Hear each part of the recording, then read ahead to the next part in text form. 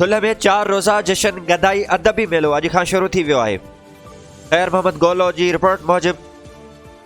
थुल्ह ॼाए सिंध जे अज़ीम कोतकार इनक़िलाबी मज़ाहिमती ऐं क़ौमी शाइर अब्दुल करीम गदाई खे भेटा पेश करण लाइ 4 रोज़ा पंजो अदबी मेलो जशन गदाई संदसि जनमभूमि थुल्ह में अॼु खां शुरू थी वियो आहे।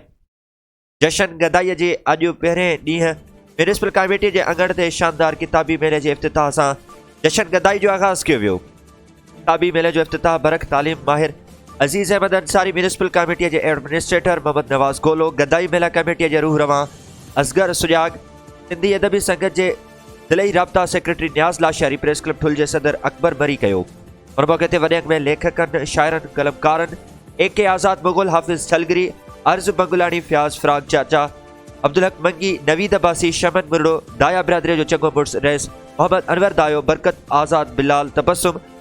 कामरेड लुत्फ़ुल्लाह लाशारी ऐं ॿिया केतिरा ई सुञाणे साझा वंद शहरी मौजूदु हुआ। किताबी मेले में लॻल स्टॉलनि में मुख़्तलिफ़ अशाइती इदारनि, Sindhica academy, my publication, Sarang book world, Sindhi अदबी बोर्ड ऐं ॿियनि इदारनि जा सिंधी, उर्दू ऐं अंग्रेज़ी किताब रखिया विया, जिन में सिंध शनास, लतीफ़ात, तारीख़, अदब, फ़लसफ़े, मज़हब, फिक्शन, शाइरी, नसर ऐं नज़म जे मौज़ुअनि ते हज़ारें किताब शामिल आहिनि।